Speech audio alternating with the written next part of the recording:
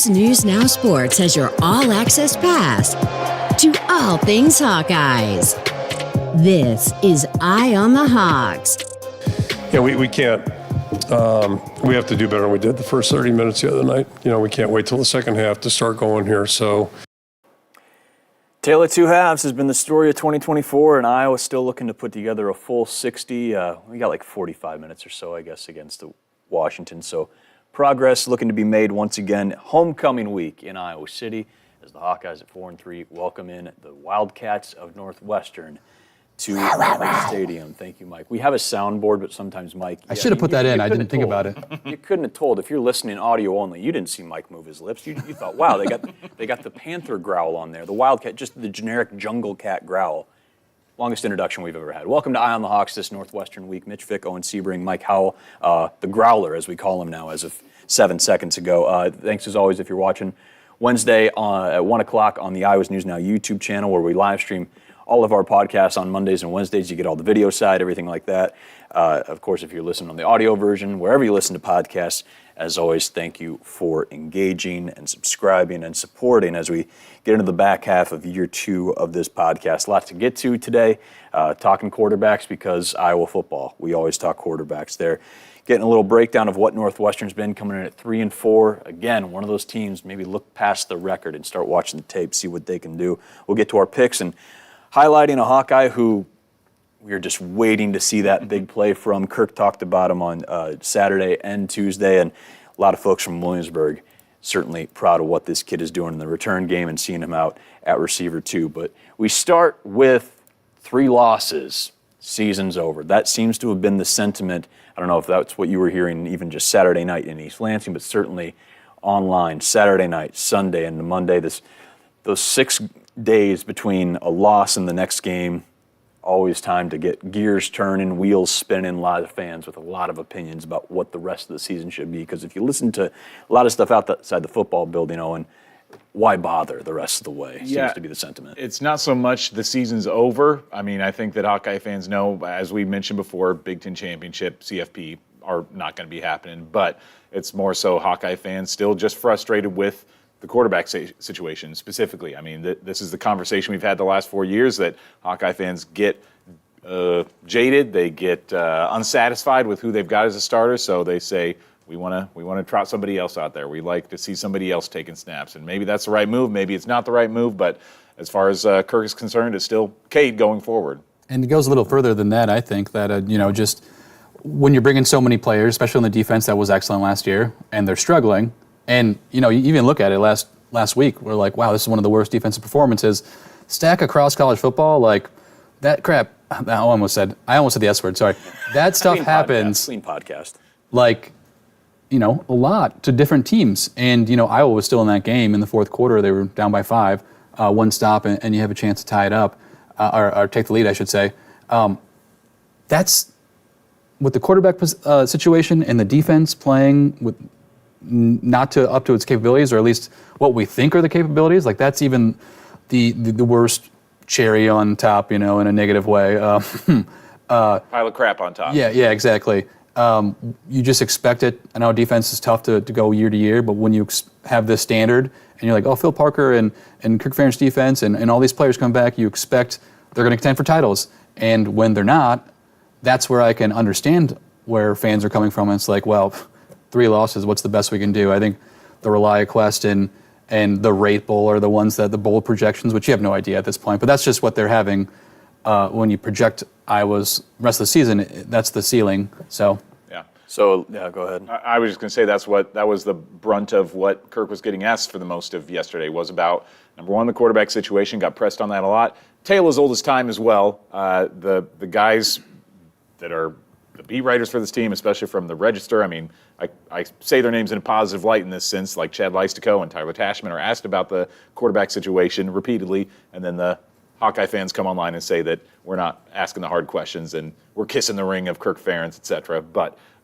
we are asking those questions, especially those guys are asking those questions and trying to press Kirk on what it is that he's seeing in practice from Brendan Sullivan or Cade McNamara that still makes Cade the guy that he wants to shoot for when he trots it out on Saturday. But the quarterback situation and the defense is what Kirk took questions on for the most part yesterday. And again, just talked about fundamentals. No crazy sound bites that you wouldn't expect, but just saying that this team needs to get more fundamentally sound, that the tackling was unacceptable, and they're trying to fix that going forward. I mean, what else do you expect him to say? Yeah, we'll get more into the QB situation here, but the topic here is the sentiment outside the building that the season's not over. Asked a lot of the players about what they have to say about that and how they approach the next 5 regular season games, and hopefully that 13th one going into bowl season. It's just 1 week seasons. You know what I mean? So it's just like a 1 week season. So every week is its own individual season. So we got to try and get that one win this week, and we're focused on next week. But right now we can't get to next week until this week. And when the end of the season comes, that's what we'll figure out. I mean, I think Coach Ferentz does a really good job of keeping us focused on just improving. And, kind of the results are the results. But if we're not getting better every single day, then eventually the results aren't going to add up. So I think for us, we're just continually trying to get better. I mean, whether, win or lose, whatever the results are, we're just trying to get better every single day. And as competitors, as football players, that's all we can do. I mean, just taking it week by week, scoreboard doesn't really matter and nothing else matters except for blocking your guys. So that's kind of what the motivation is, just blocking somebody.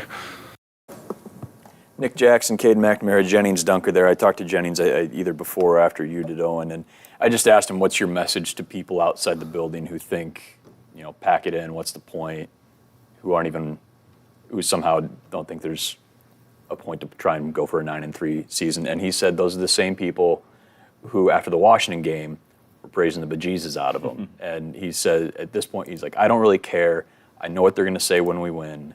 I know what they're going to say when we lose. And to his credit, it's pretty easy to track if you're covering Iowa or following Iowa. You know the ebbs and flows of any college football fan. What are your guys' expectations for these final 5 games? Starting with the home and home, you got Northwestern, you got a tough Wisconsin team. You head to UCLA, you got the bye, you go Maryland, and then you got Black Friday against Nebraska. So expectations in terms of win total for those next number of games? Or Mike what? just wrote expectations on final 5 games. I mean, I think that if there's anything that we've learned from Kirk Ferentz, he does know how to rally the troops. He knows how to get this team ready to play games, and I have no doubt that they will come out there and play with pride. I mean, that's what this program is built on, and that's what he's built this team on for the last 26 seasons, is that it's a team that even if you're not in the CFP contention, even if you're not in contention for a Big Ten title, you're still going out there and you want to entertain the fans. You want to give them something to watch, give them something to cheer for. Overall, I would say that I see them winning 4 more games, I'll say, for the end of the year. I don't know exactly where that loss comes. I think it's either Wisconsin or Nebraska, but I'd say that they end the regular season with 8 wins and then probably I'd say they have a good chance to win a postseason game too. I think the ceiling is they went out. I still think this team is capable of that. I have a hard time thinking it happens. And I think even with a manageable schedule, I still think, they probably drop one of the next, one of the Wisconsin or Nebraska, although Nebraska didn't look too tough. Maybe one of those tricky road games against a team that you probably should handle, but I still think they should have handled Michigan State last week, and they didn't. So, 7, 8, 9, I think any of those 3 totals wouldn't shock me. I can't even pick a number just because if you asked the same question 4 days ago, what's your answer? Oh, they probably went out. And so 60 minutes of football is now, again, we're in that 6-day stretch between a loss you didn't expect and the next game where throw it at the wall, see what sticks, and just, you're Charlie Kelly and It's Always Sunny in Philadelphia talking about Pepe Sylvia, and you got all your strings on the wall of where the mail's going. Season 3 or 4, I think, for those of you who are It's Always Sunny. You just catastrophize everything and dig through everything. My expectation is that there are going to be some pleasant surprises. Seth Wallace was the coordinator and the position coach that was available today to the media. He said Jalen Watson is, quote, in the mix for that right corner spot. True freshman, Fred Russell's nephew, who's played a little bit, got in there late against Washington, a guy they were really, really excited about coming in. Saw his family tailgating in Michigan State. You're going to have some opportunities for some guys to get in there and you take the focus off the quarterback. And I get everybody wants to know about the quarterback, talk about the quarterback. It's the guy who touches the ball every single play, unless you're doing direct snap stuff, whatever. There's going to be some positives here. With the win total, is going to be what it is. And I know I'm not taking a stance on they go 5-0, 4-1, 3-2, whatever. The expectations are there might not be a lot of change that people are clamoring for, but I also think there's going to be some good positives that I think it'll start Saturday. We'll get to picks in a little bit, but I think, fast forward 96 hours from now, and the sentiment about this team could be totally different. It's just so tough when you're in the weekdays, and people in the internet age, and wheels start spinning, and people just have no other venting area, and so their stream of consciousness ends up on Twitter, and been doing that for 5-6 years now. I will say that the reason why Saturday's game, their loss against Michigan State, makes a difference in my mind for this team is that shows me that it's not like that shows me that this is a bad team. What it shows me is that I don't know what I'm going to get out of this team from one week to the next, because I think for the first 5 games of the year, I saw at least like a little bit of upward trajectory. Yes, it was like tale of two halves, but those halves that they were good, they looked really good. And the upward trajectory was there. They get that great win over Washington, and then they lay such an egg against Michigan State that I'm like, I don't know if I know the identity of this team or if I will ever know the identity of this team come the end of the season. I think that we just don't know what to expect out of them one week to the next. And so that's why the Michigan State game for me throws the rest of the season in flux. Like, okay, which team are we going to see out there from one week to the next? Is it the team that played Washington? Is it the team that played Michigan State? We just don't know. That's why I hesitate to say that they could win out, because I just don't know what I'm going to get. Last year, that was kind of the difference between this year and the last year. Was like, last year, at least you knew this offense isn't going to produce, but the defense is going to be extraordinary, and Torrey Taylor's going to pin them deep. We knew what we were getting out of that team basically one week to the next. This year, totally different scenario. That's why it feels like kind of a wild card over the last 5 games. Yeah, and even when you mentioned that, I hadn't heard that Jalen Watson could be in the mix. That positive that a young guy gets time, but it's also extremely concerning that one of your corner and Deshaun Lee didn't play at all, and we learned on Tuesday that he wasn't hurt. It was a coach decision. He wasn't suspended or anything, and he did he even see a snap? I don't think he did, no. And he started the last game, and he's still listed as a starter. It's just like that corner spot is very much a major concern for me in this defense. And if you can't find someone who can hold that down, I just feel like every other team, if you're vulnerable in one of the spots in the secondary, it's going to be tough for this defense to reach its ceiling. Yeah, it's an interesting situation, especially Bryce Kurtz, who we talked about last year against Northwestern, going into Wrigley Field in that game, and with Cooper and Jamari. You did a pretty good job wrapping him up. You watch the tape again in 24, and he's still making plays. And he's there's some high-level receivers around the Big Ten. Just saw a couple of them in East Lansing. You saw a couple in Columbus the week before. You're seeing some talent there still in Evanston, and we'll get to Northwestern at a glance here in a little bit too. One last thing I want to add, just in terms of these last 5 regular season games, is that my hope for this team is that taking that loss, taking them out of the mix for the Big Ten championship, I think could provide them a chance to play looser, more free. I mean, it's like we see so often with either college or high school teams that are going undefeated, and they get late in the season and kind of have a slip up, and that kind of helps them in the postseason, because once they get that one loss in there, they can kind of refocus things, and the pressure isn't there to be that undefeated team anymore. And I think that Iowa maybe felt that just a little bit going into this, knowing that they had to win out to get to the CFP. Now that that's out the window, maybe they do play with a little bit more fun, maybe more looseness, maybe more guys that we're seeing out there, names we haven't heard yet, they're getting thrown in, some plays that we haven't seen before. And from that fun, the idea that maybe there can be a little fun there, we go to the quarterback situation, which has just been, I don't even enjoy, we were talking about this before Kirk's availability yesterday, of just fans, the answers. We talked about, there were people back going into Nate Stanley's era. Does that make them the right answers, though? I just know what the answers are going to be, and so it's okay, how about this week? How about this week? It's probably not going to happen. Cage your starter as of right now, so that's the term that everyone grasps onto and holds on to dear life. Maybe there's a change. Brennan Sullivan's your 2, obviously, was just quarterback in this Northwestern team 7 months ago during spring. Kirk and Caden McNamara talking about the quarterback situation and the expectations going into this week in those final 5 games. Yeah, I think they're both doing a good job in practice, and game competition factors in there really less severely. The guys that are playing, obviously, you have concrete examples, and then guys that are not there, you're projecting a little bit, and it's part of the deal.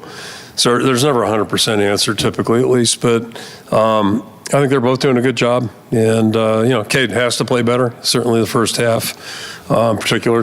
Really nothing on offense was good enough for us to be, we dug a hole that was too deep, quite frankly, and everybody had a hand in it, but offense certainly has a responsibility. Kaden's going to have to throw the ball a little bit more accurately.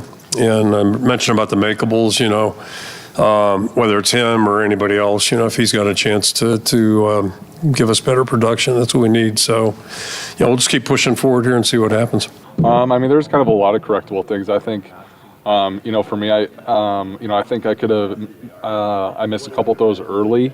And then I think that's from more of a personal standpoint. I think, overall as a team, I don't know how much, what a lot of guys are saying in other rooms, but I know a lot of guys, feel like we could have, played better, but. Here's the thing that bothers me, and again, I got to get off Twitter. The amount of people I've seen who just call Cade selfish and say he doesn't take the blame for anything and that he's always blaming other people. You just heard him take accountability for missing a couple throws. I know he flat out said Saturday night to Owen and the rest of the group that the pick was on him. Like, you want to criticize some of his play, go ahead, you're right. Don't act like this dude is just like passing the buck to every single person. That's the thing that bothers me about the criticism of Cade outside just like the stat line and things like that. Has he struggled? Absolutely. Would like to see a little more Brendan Sullivan? It'd be entertaining for sure, and he's got a different skill set.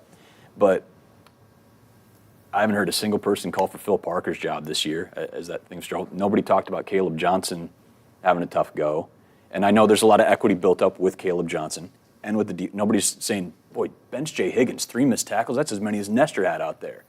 Like, I get quarterback as it's a special position. It's under the microscope. It is the most scrutinized position in all of sport. Pat Anger, if you want to do this, sorry to put you on the spot, Mike. Pat Anger put out a tweet last night talking about, and boy, like, yeah, kumbaya and all this, there's probably something to it. Talking about maybe a little positivity. I shared this video, shared it a couple years ago, shared it again last night. Spencer Petras' 3 years as a starter in Iowa City were up and down. Some all-time moments, some moments you wish went a little better. That senior day greeting he got when he ran out in 2022, a few plays before his whole Iowa career goes down in flames, getting sacked and tearing up his shoulder, was one of the biggest roars I've heard in Kinnick and one of the all-time feel-good moments. Pat Anger, if you've got that, Mike, if you have it for the YouTube video viewers, do you have it? What is it? Oh, it's a tweet from Pat Anger. Okay, I thought you mentioned a video, so I was like, I don't see a video. Oh no, on here. I shared it. That's my Okay, apologies. I do. Give me a second. Yep. So Pat shared this sentiment last night for the folks that are tearing into Cade. We're getting a little off topic, but I feel this is important because this is part of the quarterback situation. And Brady Ross, former fullback, with a nice little addition sarcasm there. Pat, if you're not watching on the YouTube channel, tweeted out yesterday afternoon. Took me a lot of years to realize it's a lot more impactful to lift someone up than it is to push them away. Think about the positive impact it would have on QB1 if 70,000 plus Iowa fans showered him with love and appreciation as soon as he stepped on the field Saturday. Now, Brady Ross, who is about as tongue-in-cheek as they come, fullback you here, said, I don't know, Pat, maybe all us grown adults should boo our own players and pout like 4-year-olds. That seems far more sensible. And I think, Pat, if you scroll down, Mike had a response of I love you. Yeah, love you, brother. Listen, I'm not saying sunshine and rainbows are going to fix everything, but, there's a Iowa player from a few years back, and I'm not going to say his name because he doesn't need to get drug into this, that was infamously booed on his senior day. And, that's my growing fear for Cade, whether he is a starter against Nebraska or whatever his path may be. Not his fault he tore his ACL, and he's been struggling. It is what it is, but, don't dump on a kid just because he's wearing the jersey you like to watch and he's having a bad 25 years old. He's not a kid. I guess 24. I don't care. I don't care how old he is. This sentiment of it's a business though. These people pay thousands of dollars to see these team play, and if you have a player who's any other player on the field will get immediately benched if they don't perform. Deshaun Lee, TJ Hall. We don't know if now John Nestor. If they're bringing a freshman. Why can't you see what you have in a quarterback who's already played in the Big Ten? I get your point, but I thought we needed a little pushback because sure. I just, what have you seen from Cade in a Hawkeye uniform? 150 yards passing is his outside of that Illinois State. Do you think the player is the problem? I'm not sure. I mean, I don't think he can beat any defense downfield. So in that case, yes. And that, I mean, what did Michigan State do? They dared him to throw it. They stacked the box. I certainly wouldn't boo him on my accord. I might boo the offense if they, you know, or a coaching decision I don't like. I don't personally like booing players, so I agree with you there. But I'm not sure if I agree with, you know, like this isn't high school football, it's college football and it's a business, you know. I just don't like the sentiment of people acting like he doesn't give a crap. Or like they bring up NIL and like, what, you were just paying whatever, and just like people just trying to justify their rage because they're mad their Saturday was kind of bad. Yeah, that's fair. You know, that's my sentiment. Like, yeah, there's checks and balances and like performance, you got to do it, and Kirk points that out obviously. Just like be decent. That's all I ask from people. I haven't seen the criticism you've probably seen. I get way too deep into it. I haven't seen the people say that he doesn't care or he wasn't taking blame, because he completely, and credit to Cade, he came out and said, I saw something and it was wrong, Luke was right, and I shouldn't have done that. Like, give him credit for owning up to it. I guess maybe I stayed off the Hawkeye Twitter because I haven't seen that. That's kind of ridiculous. You're the smarter one. I have, and maybe you guys deal with this too. Like, feel obligated to check the temperature. Then maybe the thermometer's getting a little too deep. I'm like, I got to find a balance there, because you're finding like the dark web of Hawkeye tweets, so to speak, of just like, well, you guys just, I don't know if you're trolling or just like trying to be that guy. And if you are that guy, I'm sorry. But yeah, it's just another week of it where you're like, calm down. Like, I don't know. Owen, go ahead. I don't. I see both sides of what you guys are saying. In terms of people saying that Cade was passing the buck earlier in the year, I heard people say that. Okay. Like, oh, it was good to hear him take responsibility on Saturday because earlier this season he was passing blame to blah, blah, blah. And I'm like, I don't remember that, I guess. I don't remember that moment where supposedly Cade was blaming somebody else for a mistake that was made. I don't feel like that has ever been the sentiment that I get from Cade, but at the same time, it's very easy sometimes to read into one passing comment and be like, oh, he's blaming this other person. I feel like sometimes we blame both coaches and players too much. Like, coaches sometimes, in what they think is a moment of trying to hold a player accountable, they get blamed for saying, oh, they're passing the buck to the players, saying it's their fault. So I don't read too much into that when players supposedly are putting on somebody else. I think that Cade is the captain of this team for a reason, and I think that everybody in that locker room looks up to him, and they do not feel that coming from Cade. I think that there is something to be said for Pat Angerer's post and positivity, because has Cade this year, do you feel like Hawkeye fans gave him much of a chance this year, or do you feel like even from the start of the season, Hawkeye fans were cautiously optimistic, and the first signs of trouble with Cade, they were going to be calling for his backup? I mean, that's that fall scrimmage when people were clocking his stats. We talked about that too. Like, they were already like that, and then he comes out against Illinois State and has the offense in general in the first half didn't do much, and then they explode. He goes for 251 and 3 scores, and I remember thinking, like, I'm just so friggin' happy for that kid. Like, have that moment, coming off an injury, everyone clocking his scrimmage stats, like, awesome, good for him. And there was like that sentiment as he ran off the field, like fans sticking around. And I remember one fan said, like, it's Illinois State though, and I was just like, let him have it. Like, come on now. And yeah, like, it was like whatever, but just I feel like then the next week against Iowa State has that stretch where he goes 4-17 or whatever, and it was just people like, oh, here we go again. And again, that goes back to Spencer and Alex and even Nate Stanley, who now 5 years later, people are like, Nate Stanley, you can make a good argument, is right behind Stanzi in terms of quarterbacks for the last 20 years at Iowa, in terms of what he ended up doing. So,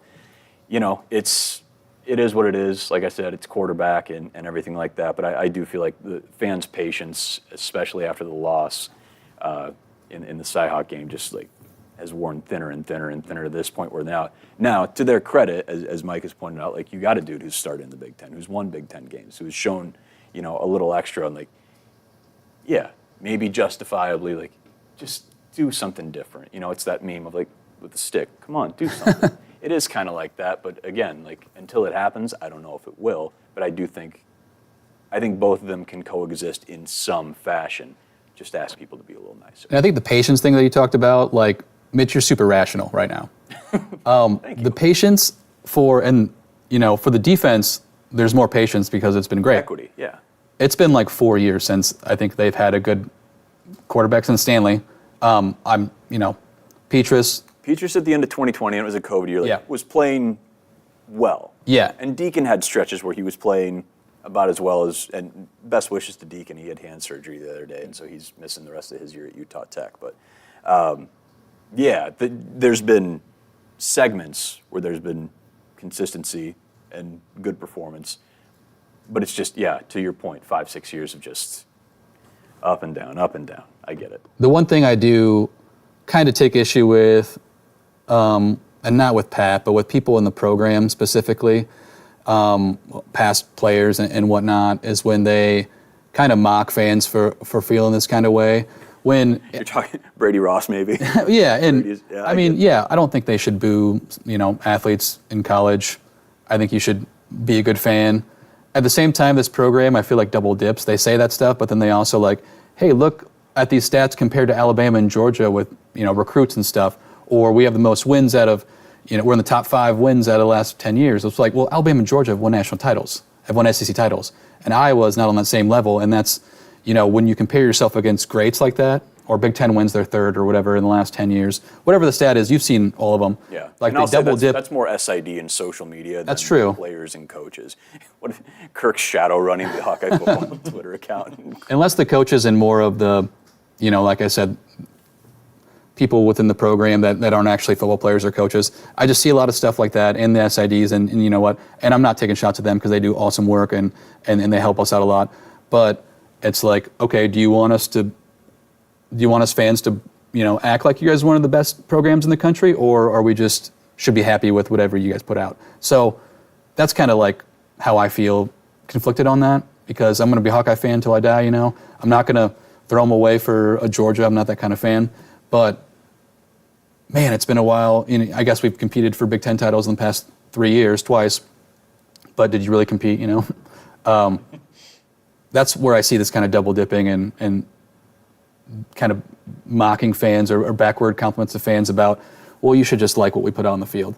Well, maybe do a better job at recruiting quarterbacks. Than we do, right? They see every day, so they have personal relationships watching these guys compete and practice and all that. Yeah. And I think their sentiment is just like, nobody else is coming in right now. So, if you want to make an argument over, why isn't anybody recruiting and things like that, you can do that in transfer portal. But I think their sentiment is just like, hey, this is how the program's been, and against all odds, in fans' views, this is what they've done. I think that's the sentiment they're getting. But that's until something, I think we said this last year too, until there's a new head coach, things are probably going to stay more or less the same. Mm-hmm. Which Kirk will be 70 next year, discuss whatever. But I think that's why I think it's easier for me to be rational, is because this is how it's been for a while, and to continue as a fan or anybody covering the team to just be like, well, what if it changes today? What if it changes today? What if it changes today? Last quarter century, it hadn't for the most part, so you just kind of have to ride it for what it is, and, that's football sometimes, at least in Iowa City. It's a delicate conversation, I think, now, and I think it will be a continually shifting conversation with more money and NIL stuff coming into play, because I think that's when fans start to feel like the conversation is less about them being student athletes, the more money that gets thrown in there. Whether that's right or wrong, I can't very well say. Could be employees in the next 5 years. Yeah. So responsibility. That's where this conversation gets a little more difficult now, is because it, like you say, it doesn't feel like they're kids as much anymore. It doesn't feel like they're just student athletes anymore when they're making hundreds of thousands of dollars sometimes. It's like they feel a little bit more like a professional than they do a student athlete or a kid. And I don't know where I land on that conversation, because I need to give it more thought, I guess.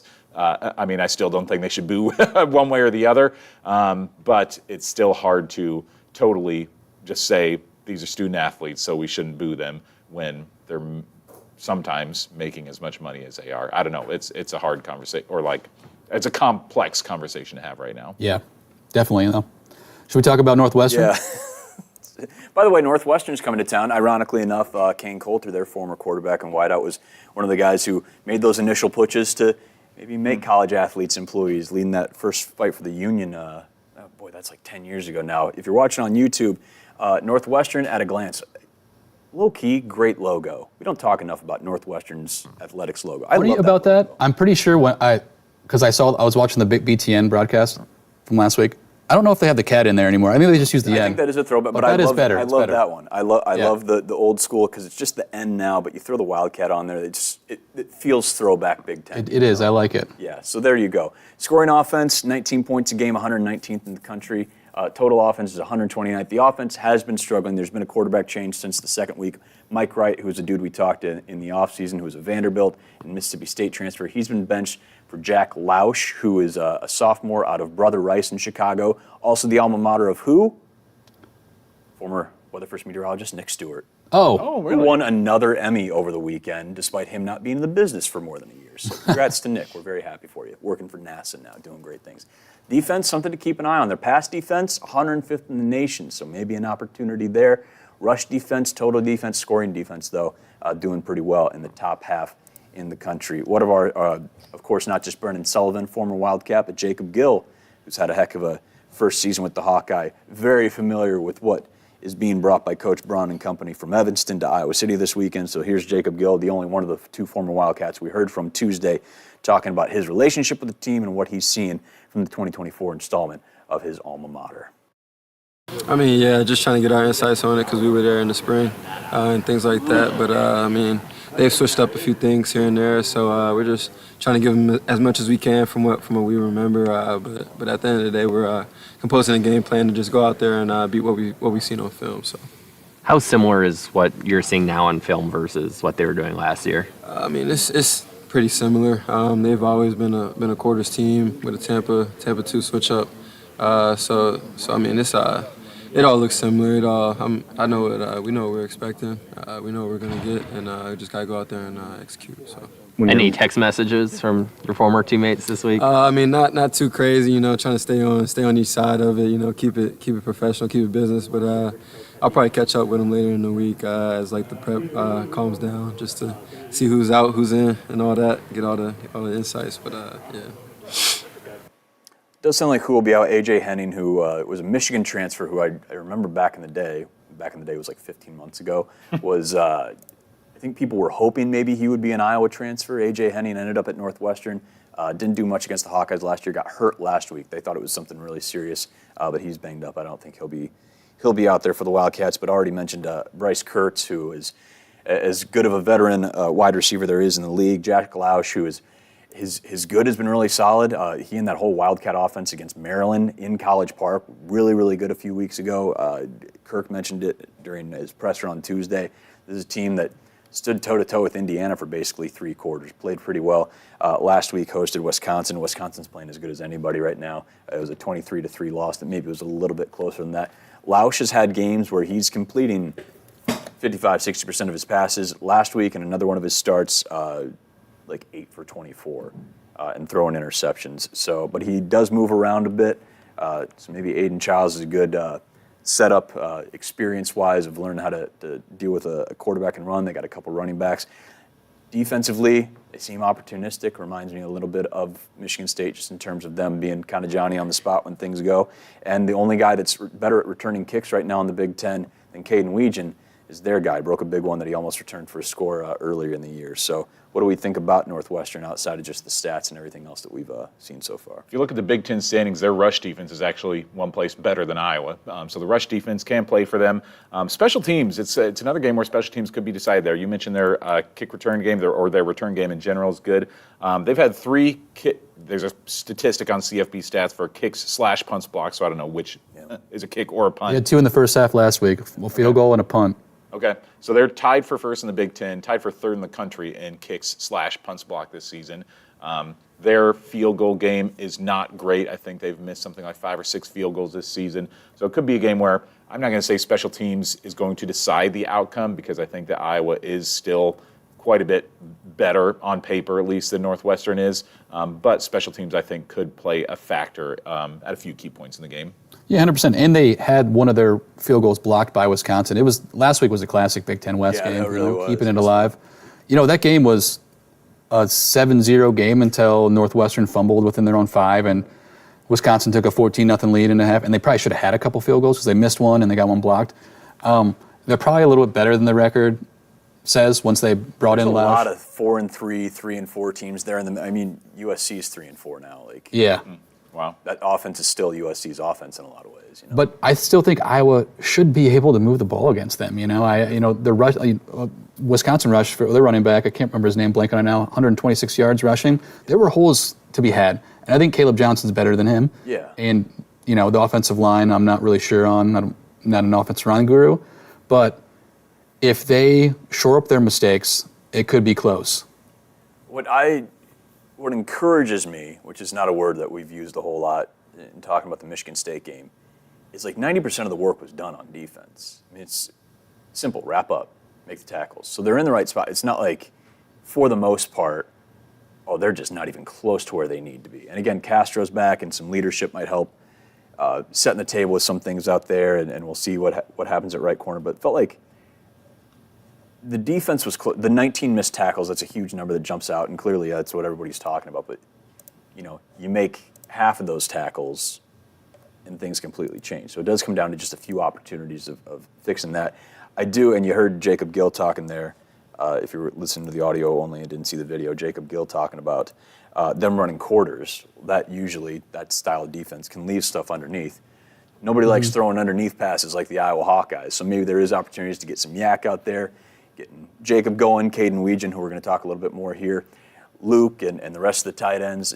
There's maybe opportunities to just nickel and dime a little bit going down the field, and then of course leaning on Caleb Johnson and Kamari Moulton and everybody else in the backfield. Maybe some opportunity there to get right on a lot of different fronts. It's not a team that's had the toughest schedule so far, and yet they still are towards the bottom of the Big Ten in almost every category, at least on the bottom half, if not in the bottom 3 in the Big Ten in most categories, passing defense included.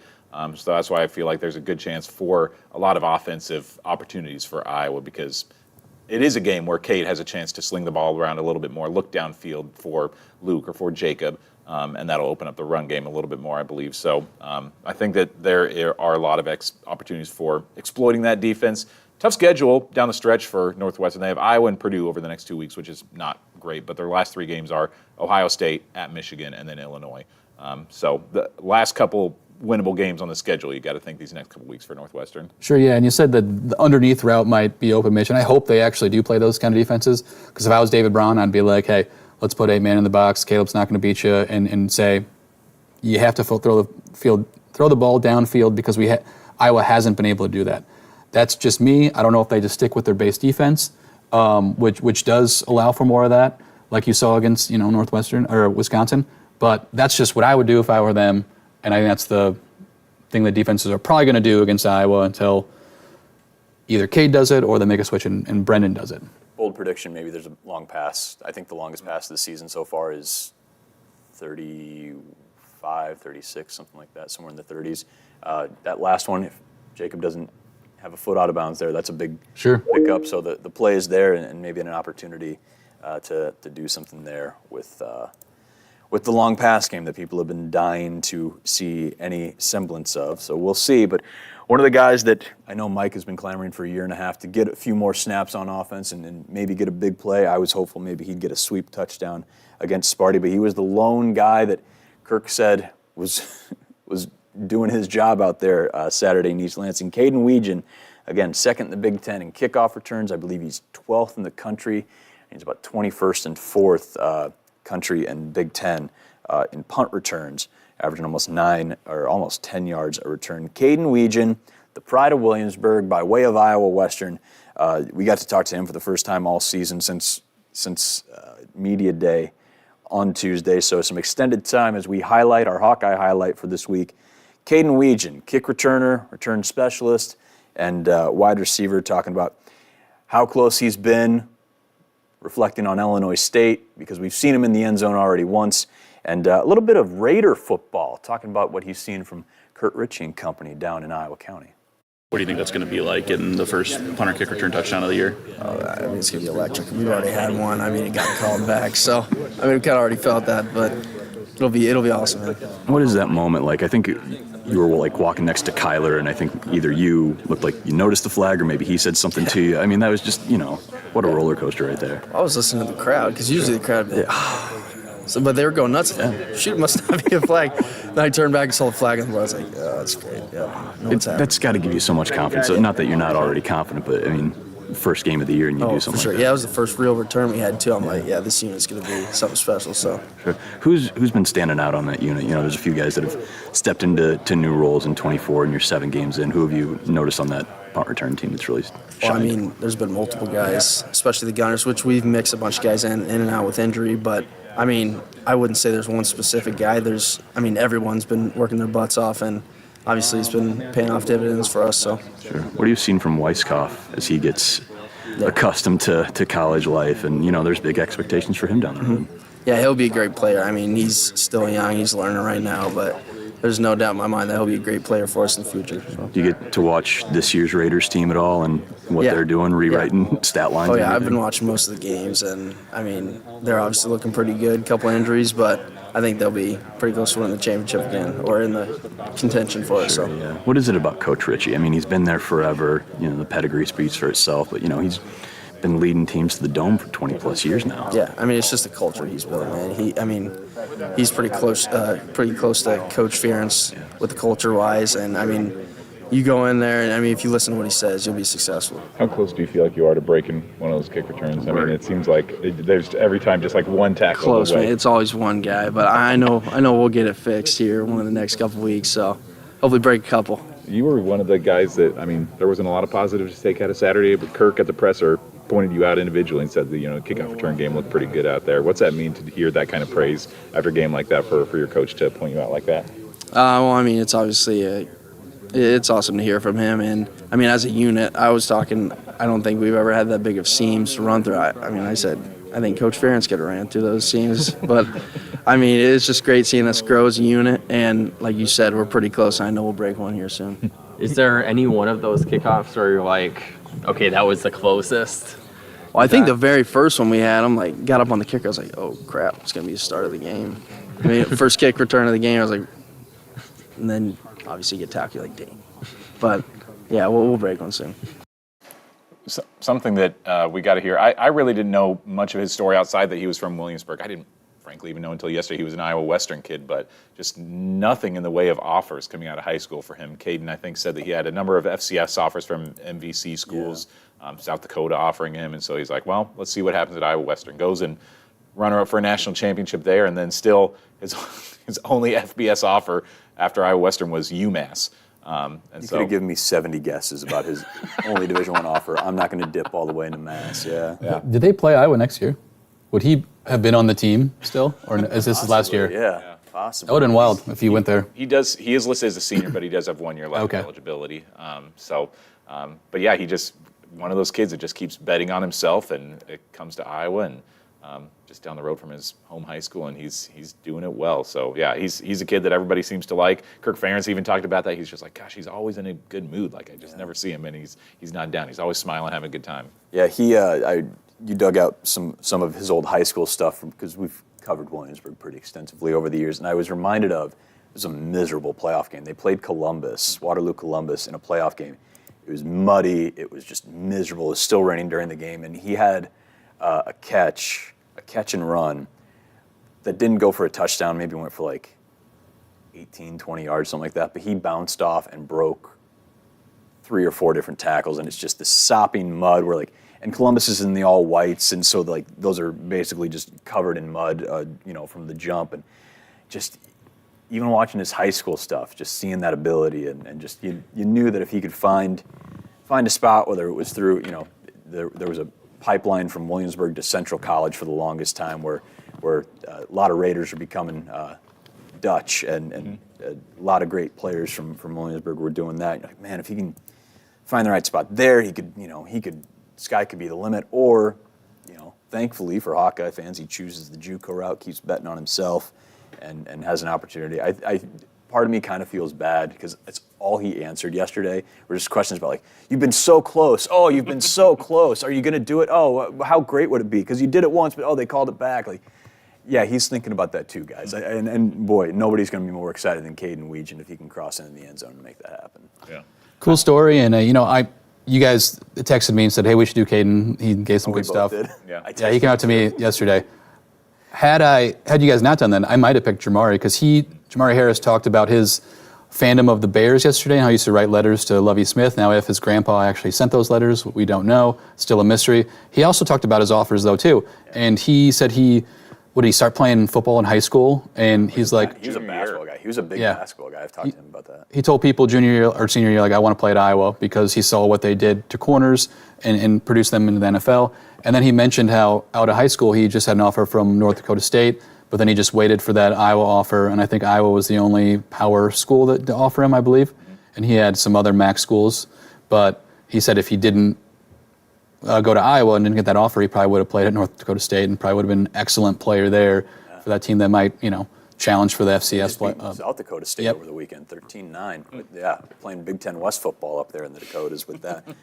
Boy, he's one of the best stories the last few years for Iowa football. He's been fun. And you can tell, and he also had a White Sox hat on yesterday, and the first thing I asked him walking up, I go, tough season? He goes, yep, got to keep repping though. So, I mean, he's a true fan. And we were talking in the summer about the Bears and Torrey being there and him being hyped up. And he's a real Bears fan. It's not just, being from Chicago. He's like, he's the best guy we've had since Brad Maynard. And like, yeah, that's, if you're an NFC North fan, you know that name. You know the opposing team's punters. So, and now he's having an all Big Ten caliber season, and it's so cool to see. And he is such an insightful kid, great guy to talk to.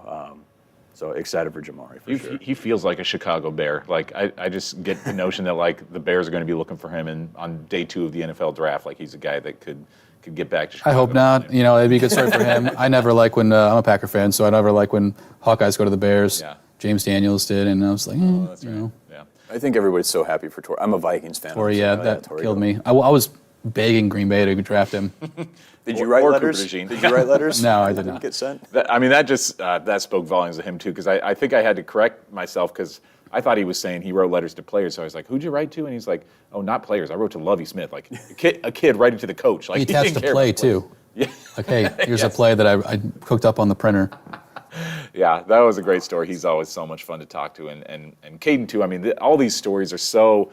I mean, there's hundreds of these stories every year where it's like the kid who bets on himself and just like, maybe 1 or 2 plays that we don't even see, maybe something in practice that a coach sees Kaden Wetjen is like, oh, let's put him out there at kick return or punt return and give him a shot. I mean, there's just, the difference between a kid becoming kind of a local legend, hometown star. There's just a few plays that could be the difference between that and a kid who never sees a field. I mean, it's great to see Kaden's story panning out and Jamari's story pan out. You think about all the stories that we don't get to see, unfortunately, but Kaden's one that all Hawkeye fans are starting to get to know this guy a lot better, and he feels like, he's gonna leave Iowa City with a lot of accolades coming too. And you heard me ask Kaden about Weisskopf, of course, Derek Weisskopf, who was all everything at Williamsburg. He's going to be a linebacker for the Hawks and is in there for his first year. And it's just fun to see that Williamsburg pipeline. I remember, this is 20-some years ago, Jacob Spratt, I believe, was a real good player out of Williamsburg that I think was a walk-on at Iowa. Then you have Austin Blythe there, who's a scholarship guy and has all the success he does. And now, like I said, it used to be if you were a great Williamsburg player, okay, you were going to go be a stud at Central. Now, if you're a great Williamsburg player, talked about Race Heitman just getting a preferred walk-on offer before the Washington game. Like, if you're the best at Williamsburg, you got a shot to go play at Kinnick Stadium. And that's just cool to see Kaden's chapter be part of that, too, of this evolution of Williamsburg's status and the types of players they're producing. So it's just, listen, I'm not from Williamsburg, but I got all the familial ties, and it's just fun to see those programs, those small-town Iowa, 3,100 people, whatever it is, just fun to see them get guys that shine on the big stage. A lot of fun. That's what high school football. It's what college football is. Just to touch on recruiting a little bit as we feature the high school game, Race Heitman, the name that you mentioned, that got a preferred walk-on spot. Man, he would be just a perfect fit at the University of Iowa. He's a kid right now, 20 touchdowns this season. The record for high school football in Iowa for receiving touchdowns in a season is 23, and that was a record set in 1992. So Race Heitman, on Friday night, could have a chance to either tie or break that record. And if they just get a couple of games in the postseason in, he could break a record that's what is that? 30 years old, 32 yeah. years old. I mean, he is a special kind of player. Yeah, and you asked him if he was doing any recruiting, and he is. But he said ultimately it's his decision whenever he makes that. But come on. Come on. For real. All right, speaking of recruiting, we need to get more people to do our picks because we're not doing a heck of a job as we look through our Week 8 games that we're going to go through. We got 5 of them here. Mike, walk us through what is certain to be a plentiful and bountiful selection on Saturday. I skipped the Friday night Fox game because I don't think anyone outside of LA and Piscataway want to watch at 10 p.m. on a Friday night Rutgers and USC go off. We will not have Iowa's News Now at 9 on Friday because of World Series and that for those of you who are watching your 9 o'clock news. And Eastern Iowa will be on Saturday morning. Sadly. Yes. So if you want to find out if Race Heitman broke that record, watch on Saturday morning. Hey, that's a good tease. That's a good tease. Yeah, we got Washington at 11 a.m. traveling to Bloomington to play the 13th ranked Indiana Hoosiers. Who saw that coming? And the Hoosiers are 6.5-point favorites at home. But they have a backup quarterback because Curtis Rourke is out this week with, I think, an injured hand. Hand injury, injured it late in the first half of that big win over Nebraska. Looked like he kind of hit his hand on a helmet, something like that. His throwing hand, too. That's why that one interception he had against Nebraska, he was trying to throw a Hail Mary at the end and pretty clear at that point. So Taven Jackson's your backup, who is a heck of a backup. He's already transfer in from Tennessee, or excuse me, not a transfer in, he is a transfer at Tennessee. I'm just going through and reminding myself about him. But he came in and led 4 scoring drives through some really nice passes.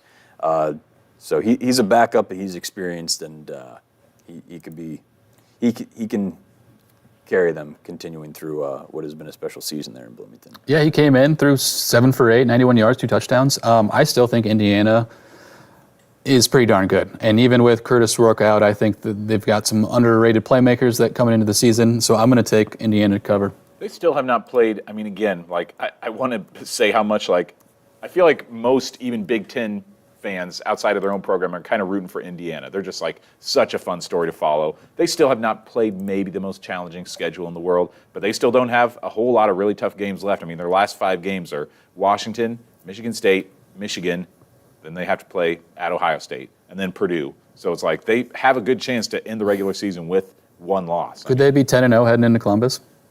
I'd say it's likely. I think that's got to be odds-on favor right now. That's still such a narrow spread. 6.5 points, right? That feels so small to me. I think a lot of that has to do with Rourke out. Yeah, sure. I'm trying to go the Costanza route this week because I feel like my picks have been so off lately. You're going to go opposite? Going opposite. So give me Washington to keep it a little bit closer. Maybe there's something to that number that we don't know. Indiana minus 6.5. Game number. They might win by 3 scores. Yeah. I see that. I love that Indiana. Yeah. They're so good. They're so experienced. It's just a bunch of new faces. The coaching philosophy too. I love that. He's so good. Go Hoosiers. A ranked matchup, the 20th ranked Illinois fighting Kaden Ferentz are traveling to Oregon to face the number 1 team in the nation, Illinois 21.5-point dogs. Fighting Kevin Kaspers? Is that, I don't know. I think that, Oregon sure showed us something the last couple weeks, beat Purdue 35-0. My initial thought would have been to maybe take Illinois to keep it closer because I feel like they are a pretty good team. I mean, should just beat Michigan. They've got a good program going for them too. So going the opposite route. Give me Oregon. I'm going to take Oregon to win this game by more than 3 touchdowns. If you're 5-0 this week, I'll be shocked and just try to do that. I'm with your initial thought. I think, Oregon probably has one of the most impressive wins of college football season, beating Ohio State. That was at home. This is at home too. Illinois is traveling a couple time zones. But that 21.5 points, I bet on Oregon to cover a lot this year, and they did it last week, but they haven't every week. And I think Illinois has a good defensive football team. I think it'll be a lower scoring game than Oregon's used to. So I'll take Illinois. Yeah, this is tough because Oregon can score in bunches, but I don't think they'll cover by that half point might be very, very important. I'm going to take Illinois to cover. I think it's maybe a 17 or 21 point win for the Ducks, but just barely. I think they'll cover. Now we're moving on to, is this the battle for the Paul Bunyan Trophy? Paul Bunyan Trophy. Different from the Paul Bunyan Act. Yeah. Played for by Minnesota and Wisconsin. Ding. So we have Michigan State off that big win against Iowa, 4.5-point underdogs at the Big House against Michigan, who I still think are overinflated in the power rankings and in the books, and they just got dropped from the rankings last week. So I'll just jump ahead. I still think that the Michigan State game against Iowa was a little fluky. I don't think they're as good as they showed last Saturday, but I just have no faith in Michigan. I think Aiden Childs will be able to move the ball against that Wolverine defense, and that offense just really has nothing. So I'm going to pick Michigan State to cover and probably win outright.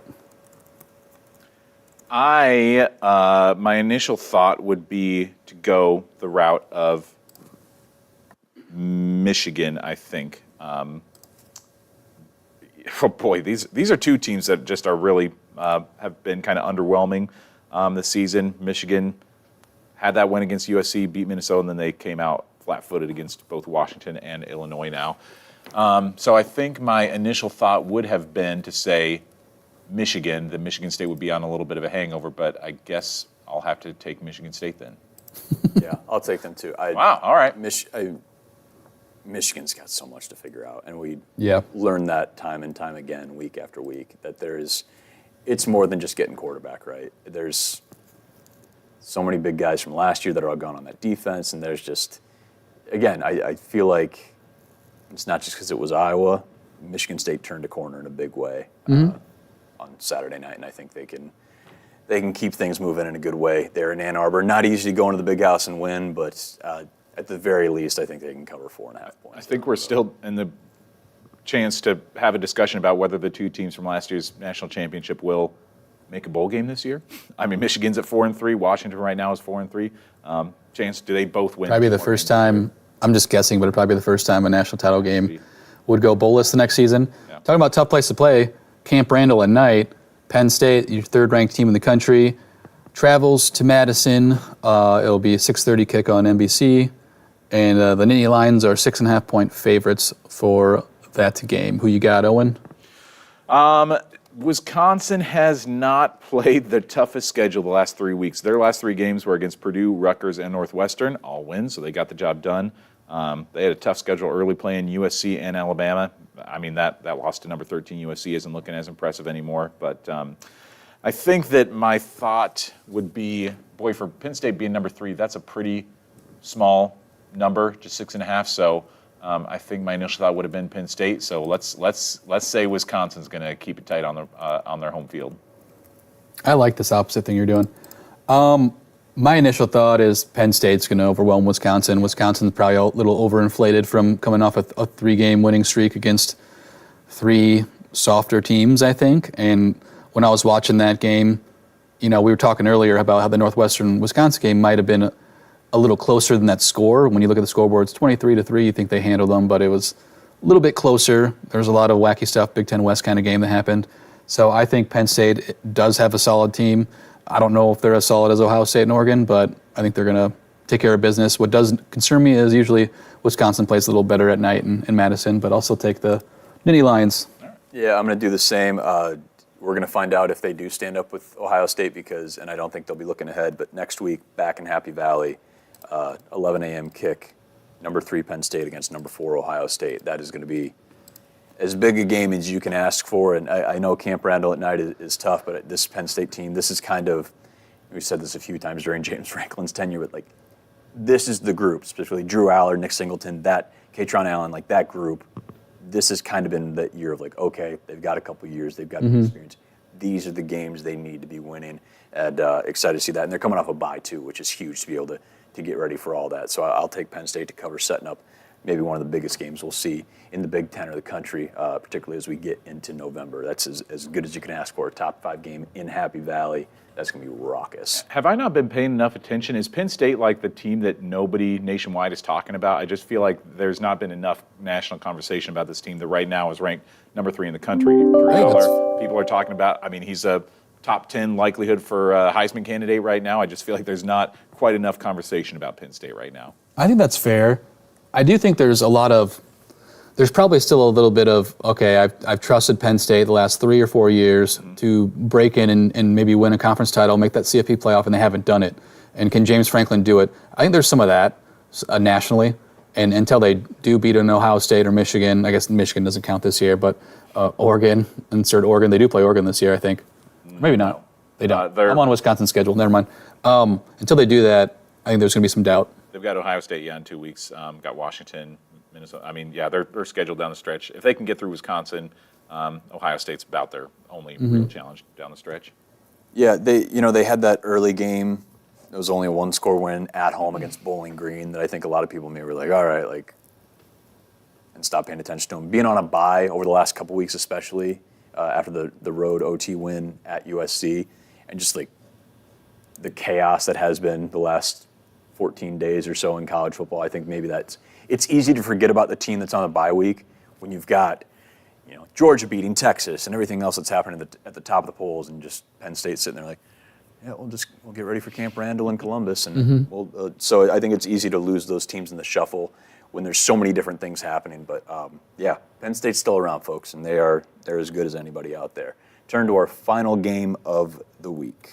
Northwestern, 13.5-point underdog at Kinnick Stadium on homecoming, 2:30 on BTN is the kickoff. I guess I'll start with this. Northwestern isn't typically considered a rivalry game because there's no trophy or whatnot. I consider it that because I've seen so many times when an Iowa team should win or should beat a team that they think is better, or they think they're better, not the players, but just everyone, just predicts Iowa to blow out a team. And I've seen Northwestern come and upset them. Now, I don't think that's going to happen this week. There are a few stats that I want to get at. Did you know Kirk Ferentz is 12-11 against Northwestern? You'd think it'd be a lot better. I knew it was close, yeah. And neither team has won 4 in a row since Hayden Fry won, what did you say, 15 in a row? Or 21 in a row? Yeah. Since what was that, 95? 94, that streak ended, then they won in 95. So Iowa's won 3 in a row in this series, and that's the most any team either way has won in this series. It's getting me a little concerned, and not that has any bearing on what happens on Sunday, but, trends, I like looking at them, and they're trends for a reason. I still think Iowa should win this game, but 13.5 is a lot of points, so I'm going to take Northwestern to cover. When's the last time Iowa was a 13.5-point favorite against a Big Ten team? I mean, I feel like that's a pretty big spread for Iowa against a Big Ten opponent, yeah? It doesn't seem like we see spreads that big. Probably wasn't any time in the last couple of years. Yeah. 21. What were they favored against Purdue after the Penn State win in 21? I mean, I imagine Purdue was solid, but I'll do a quick search on that. I don't know if that's available. Yeah, this feels like, I said the same thing last week for Michigan State, and obviously I was proven wrong that Iowa has a chance to overwhelm them in a lot of ways. Northwestern is just very susceptible on offense and defense. This could be a stat compiling game for Iowa. So my initial notion would be to say that I think Iowa can win this game by 2 touchdowns or more. So Stanza, I'll take the opposite, and I'll give me Northwestern. I'll take Iowa to cover. It might only be 14. It'll be close, but it strikes me as a get-right game, and homecoming, whether or not that matters, anything like that. But just chance to get home and get right and figure some things out. I expect the defense, maybe an unsung hero here or there, to really step up. And, it's usually when I feel like it's when people are most down on somebody or a unit or whatever it may be that you get pleasantly surprised. So I might maybe expect that from a couple spots on Saturday. I want to make it clear, too, I'm not doing this just because they lost on Saturday. I've been to so many Iowa Northwestern games. I went to the Dan Persa game where he tore his ACL on a game-winning touchdown pass. I was there in 09. I was there 08. They didn't have a good game. They were winning by a couple scores, and they came back and Northwestern came back and won. I just have a bad feeling about Northwestern every year. Yeah. Even when they blow them out, the week before, I still have a bad feeling. The spread in 2021 against Purdue was 11.5. So it was close, yeah. Mm-hmm. Wow. So still close. That was a rough one. Iowa was second in the nation. Well, final thoughts before we wrap things up here. Boy, an hour-long episode. Yeah, we spent a lot on that. A lot of these. Yeah, well, you guys let me filibuster for a while. I appreciate that. I had a lot on my mind. We always go into these podcasts, and it's like the quarterback. It's such a drawn-out topic, but it's still like almost the biggest storyline in each game because it's just not producing. And when you bring in a quarterback from the transfer portal from a big-time school, you expect it to be, you expect him to produce, and I think Iowa expected him to do better than he is, and maybe he will improve in this last 5 games. I'm not so sure. We've already seen half the season, but that's what we were talking about for like 30 minutes, so that's what we're kind of drawing out. I'm just excited for this week to be over and for Iowa, for the game to start, so these players can, hopefully, if they don't come out upset and kind of with something to prove, then, I think this has a chance to be a real game.